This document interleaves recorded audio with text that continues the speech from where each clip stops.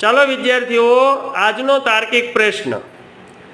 એક કીડીની હાર જતી હતી।